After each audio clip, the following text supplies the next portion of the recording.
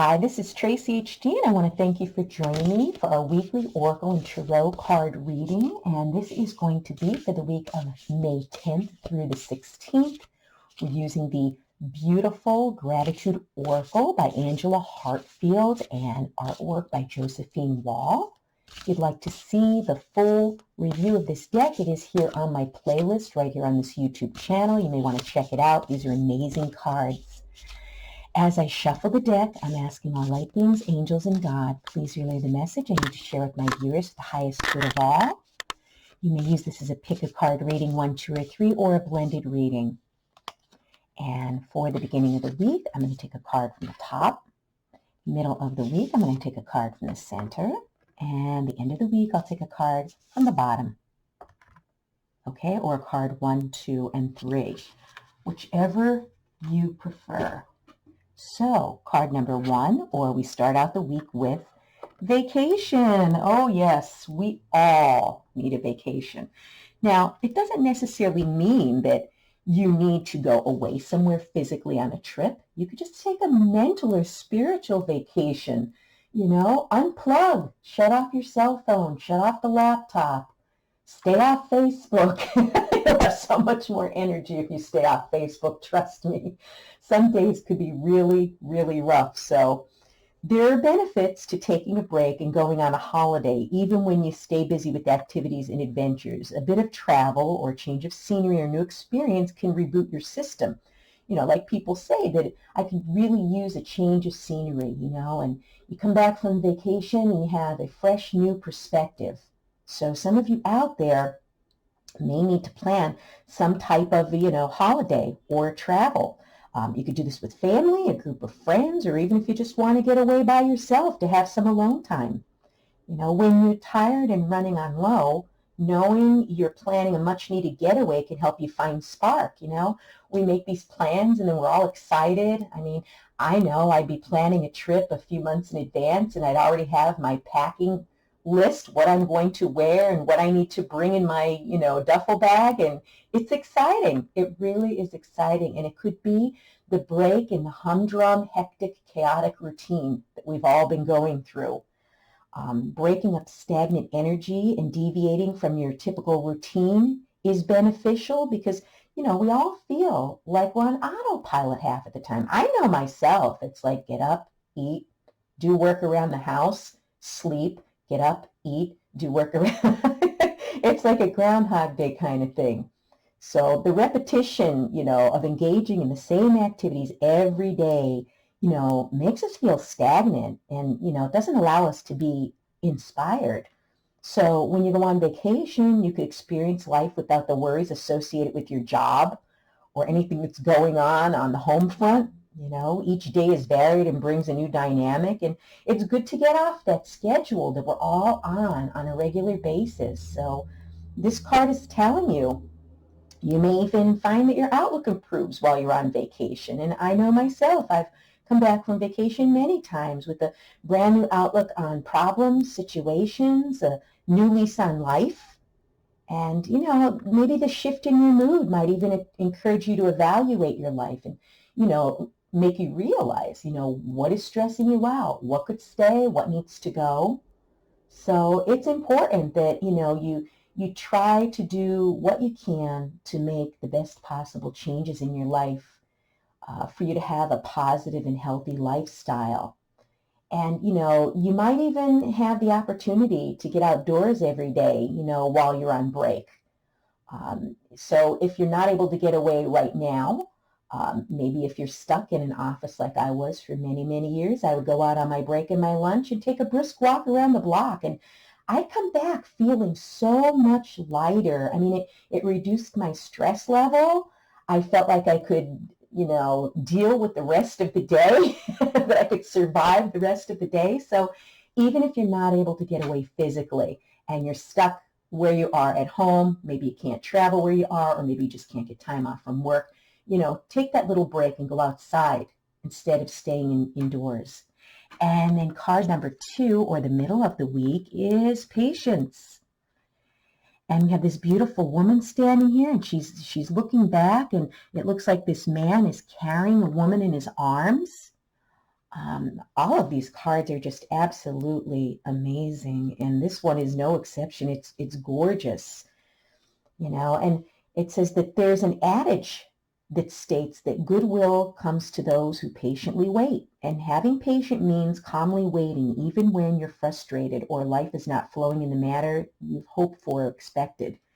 Each day presents ample opportunities to call on your ability to be patient at work, during your commute, while running errands or communicating with others. And trust me, I'm not the most patient person, and I feel that God had put me in certain situations where I had no choice but to be patient, to learn to be patient. And that's basically what this card is about. When you're facing hardships, it could be a challenge not to default to despair or frustration. When you work on your patience, you'll find that you're less apt to become depressed and will lapse into negativity less frequency. People who are patient do not typically become upset or stressed over situations that they have no control over. And that's the most important thing is, realize whatever is stressing you out or whatever you're, waiting on, is it something that you can do anything about, or is it just beyond your control where you just have to release it? Surrender to the universe and allow whatever is going to be for your highest good to unfold, and, to be patient during that time. Being willing to, be patient while traveling towards your goals, because, a lot of us want to maybe change careers. Maybe we want to start a YouTube channel. Maybe we want to do an online business. And, we want results immediately. And sometimes things have to take how could I say, things are in divine order and divine timing, and most of us want what we want yesterday, okay? And we don't have the patience to wait for things to unfold. And, you need to train yourself to remain calm and, be willing to wait until things start to bear fruit, whatever you're working on, because then your success is so much sweeter. Your patience will make, the waiting that you're waiting for something to materialize more tolerable. So someone out there needs this card, and I know myself included. Yes, I've come a long way with learning to be patient, but sometimes it's easier just to get frustrated, and I got to pull myself back. And then the third card at the end of the week is imagination. And we have this beautiful woman in this yellow flowing dress, and it looks like there's children here and adults in the background.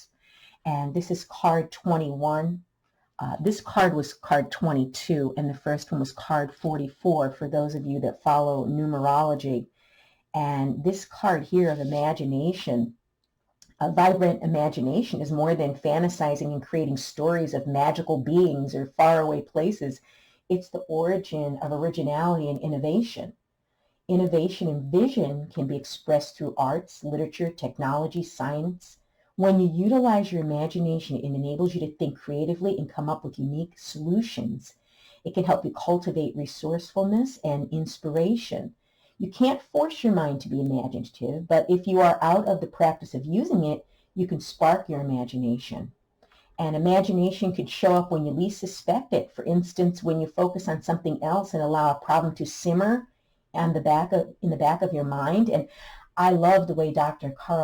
Richard Carlson, who's a psychologist, he's the author of the books, Don't Sweat the Small Stuff, and it's all small stuff. I learned from him many years ago that when you can't find a solution or an answer to your problem, sometimes it's good to put it on the back burner, like a pot of stew, and let it simmer. And the right answer will come to you at exactly the right time. But when we keep forcing ourselves and pushing ourselves to come to some kind of answer, conclusion, that's when it evades us. So that may be something you might want to do. Allow your problem to simmer for a while in the back of your mind and try not to focus on it constantly. This may be why you find your imagination, revving up when you're doing a routine task, such as washing dishes or taking a shower or walking in nature. But if your mind is bogged down by whatever problem you're going through or whatever challenge, it doesn't allow your creativity to happen because you're just fixated on that problem. But when you're out in nature and you're truly in the moment, that's when your imagination, your creativity has the best chance to blossom.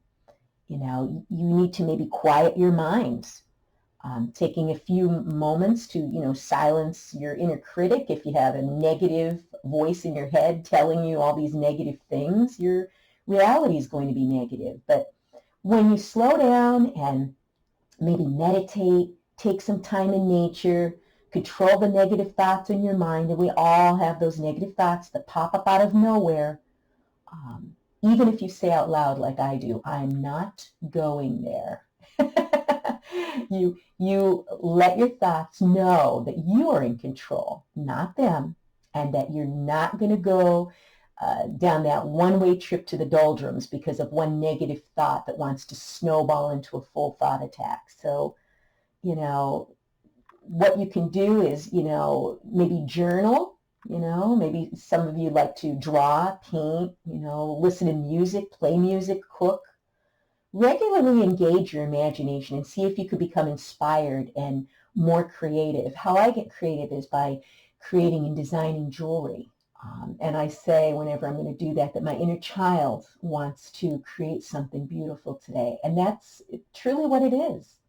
And when you embrace your inner child and imagination and creativity to me go hand in hand. So some of you out there need to get creative, take your mind off the seriousness of life, use your imagination, go for a walk, meditate, quiet the mind chatter.